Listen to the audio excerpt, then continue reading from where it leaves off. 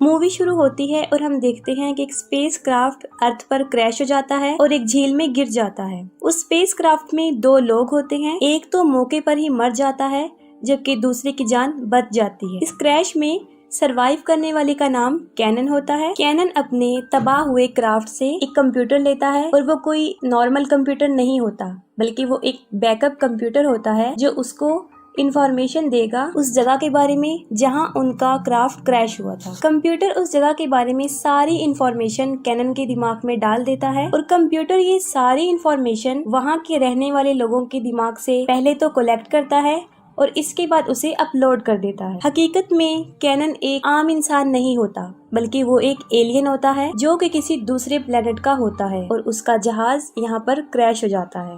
बहुत सारी इंफॉर्मेशन के साथ साथ कंप्यूटर उसके माइंड में उस जगह की लैंग्वेज भी अपलोड कर देता है। फिर वो अपना हथियार उठाता है और जंगल में चला जाता है। जंगल में जाते हुए वो एक गांव में चला जाता है जहां सब कुछ तबाह बर्बाद हो चुका होता है। फिर उसकी नजर एक चीज पर पड़ती है जो किसी जानवर के पंजे का निशान होता है और उस निशान को देखकर ये जाहिर हो जाता है कि वो जमीन पर रहने वाले जानवर का निशान नहीं है। फिर अचानक से कैनन पर कोई हमला करता है। उसकी गन एक नदी में गिर जाती है और वो भी फौरन बेहोश हो जाता है। उस पर हमला करने वाला शख्स किसी दूसरे गांव का रहने वाला था।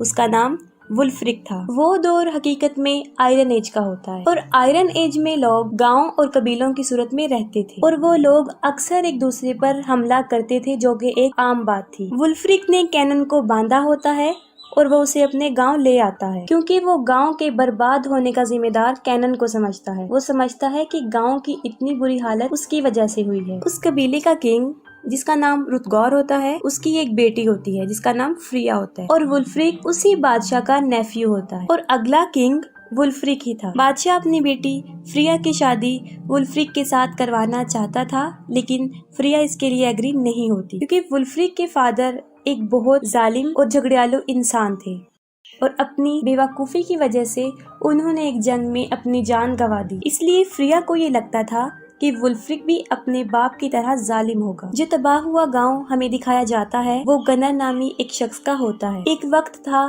जब ये दोनों कबीले एक थे, लेकिन वुल्फ्रिक के फादर की वजह से उन लोगों में एक जंग छिड़ गई और इस जंग में वुल्फ्रिक के फादर ने गनर से हेल्प मांगी थी, लेकिन गनर इसके लिए साफ इनकार कर देता है और उसी जंग में वुल्फ्रिक के फादर की मौत हो चुकी होती है और वुल्फ्रिक को ये लगता है कि मेरे फादर की मौत का जिम्मेदार गनर है, तो वो उससे बहुत नफरत करता है। और दूसरी तरफ गनर की दुश्मनी की हद भी कम नहीं होती। अपने तबाह बर्बाद गाँव को देखकर उसे ऐसा लगता है कि ये सब कुछ वुल्फ्रिक ने किया है, लेकिन गांव का वो हाल वुल्फ्रिक ने नहीं किया होता। फिर बादशाह कैनन से कुछ सवालात करते हैं कि वो कहाँ से आया है, लेकिन कैनन उनको ये नहीं बताता कि वो इस स्पेस का नहीं है, बल्कि वो किसी दूसरे प्लेनेट से आया है, वो अर्थ का रहने वाला नहीं है। उन बातों का वो सिर्फ ये जवाब देता है कि वो बहुत दूर से आया है और जब वो सफर कर रहा होता है तो सफर के दौरान एक बहुत बड़ा और खतरनाक किस्म का जानवर उसकी शिप पर आकर बैठ जाता है और उस जानवर का नाम मॉर्विन होता है और वो कोई आम जानवर नहीं होता, वो बहुत ही खतरनाक किस्म का जानवर जो इंसानों को मार देता है। जब वो ये सब कुछ बता रहा होता है तो कोई भी उसकी बात का यकीन नहीं करता। फिर उनके गांव पर हमला होता है और ये हमला मॉर्विन ने किया होता है।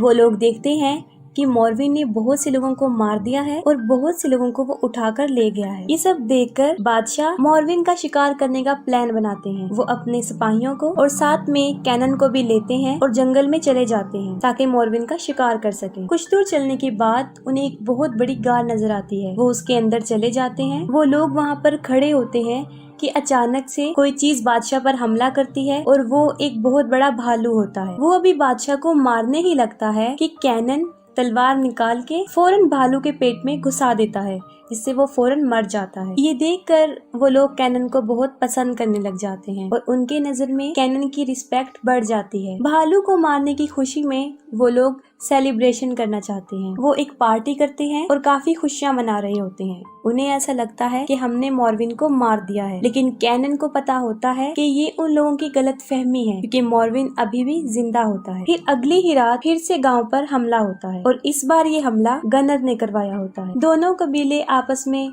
बहुत ज्यादा लड़ते हैं और इस जंग में बहुत से लोगों की जान चली जाती है। गनर की टीम हार जाती है और गनर और उसके सारे सिपाही उस जगह को छोड़ने का फैसला करते हैं और जंगल में चले जाते हैं। जब वो लोग जंगल में होते हैं तो मॉर्विन उन पर अटैक कर देता है और गनर के सिपाहियों की मौत हो जाती है। फिर गनर भी मॉर्विन को देख लेता है और फौरन वुल्फ्रिक के गांव की तरफ भाग जाता है। फिर वो लोग भी मॉर्विन को अपनी तरफ आते हुए देखते हैं। तब उन्हें यकीन हो जाता है कि वो कोई भालू नहीं है। ये सब देखकर बादशाह बहुत परेशान होता है। वो कैनन से हेल्प मांगता है कि इसको कैसे खत्म किया जाए। इसके जवाब में कैनन उन्हें आइडिया देता है कि हम उसे पकड़ने के लिए एक बहुत बड़ा जाल बिछाएंगे। जंगल के बिल्कुल बीच में वो लोग एक बहुत बड़ा गड्ढा खोदते हैं। फिर उस घड़े को तेल से भर दिया जाता है और उसके ऊपर लकड़ियाँ, घास फूस और झाड़ियाँ रख देते हैं और अपने भागने का पूरा इंतजाम कर लेते हैं कि अगर मॉर्विन उन पर हमला करेगा तो वो इसमें गिर जाएगा और वो लोग आसानी से अपनी जान बचा के वहाँ से भाग जाएंगे। ये सब कुछ करके वो लोग काफी खुश हो जाते हैं। फिर कैनन अपनी स्टोरी फ्रिया को बताता है। वो बताता है कि जिस प्लेनेट से मैं आया हूँ वहाँ पर काफी एडवांस टेक्नोलॉजी का इस्तेमाल किया जाता था और हम लोग काफी एडवांस हैं और वो लोग हाई टेक्नोलॉजी के मालिक थे।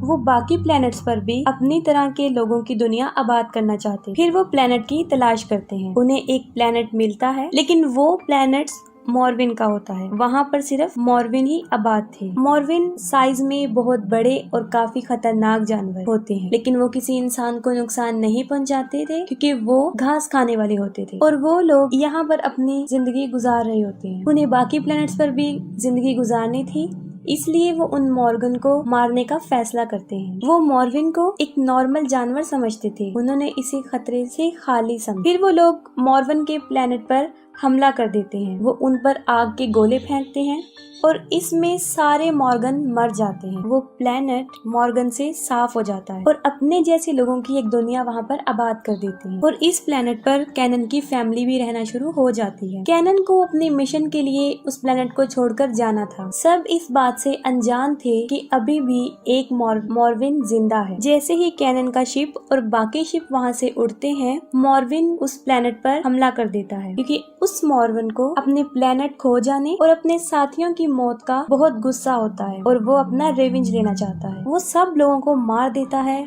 और हर चीज को तबाह बर्बाद कर देता है और इसमें कैनन की फैमिली भी मर जाती है। कैनन को जब इस बात का पता चलता है तो वो उस प्लेनेट पर वापस आता है। तब तक वहाँ पर सब कुछ बर्बाद हो चुका होता है। फिर वो सब लोगों की डेड बॉडीज को दफना देते हैं और ये करने के बाद कैनन अपने प्लेनेट पर जा रहा होता है। इससे पहले वो अपने प्लेनेट पर पहुँचते मॉर्विन उनके शिप पर हमला कर देता है और तभी उनका शिप क्रैश हो जाता है। मॉर्विन उस गांव में कैनन से अपना बदला लेने आता है और कैनन के दिल में भी अपनी फैमिली का रिवेंज होता है और एक बार फिर से मॉर्विन उन लोगों पर अटैक करता है लेकिन इस बार वो उनके ट्रैप में फंस जाता है। जैसे ही मॉर्विन उस तेल में गिरता है वो आग की फायर करना शुरू कर देते हैं और एक बहुत बड़ा ब्लास्ट होता है और हर तरफ आग फैल जाती है। फिर उन लोगों को ऐसा लगता है कि मॉर्विन मर चुका है लेकिन असल में वो मरा नहीं होता। मॉर्विन एक चालाक जानवर होता है। उसने बहुत से इंसानों को एक तय खाने में कैद किया होता है और वो खुद भी वहीं पर रहता है। उन इंसानों को वहाँ रखने का मकसद ये होता है कि उन्हीं से वो अपनी नस्ल बढ़ा सके और वो इसमें कामयाब भी हो जाता है। वो एक मॉर्विन पैदा कर लेता है और वो अंदर से उन लोगों पर अटैक कर देता है और इसी दौरान मॉर्विन भी आग से बाहर आ जाता है और फौरन लोगों पर अटैक करता है और बहुत से लोगों को मार देता है। बादशाह की मौत हो जाती है और सारा गांव तबाह बर्बाद हो जाता है। फिर कैनन को इस बात का पता चलता है कि वो मॉर्विन तक कैसे पहुंचे। उसे एक कुएं का रास्ता मिल जाता है और वो सीधा मॉर्विन की तरफ जाता है और अगले ही दिन गाँव को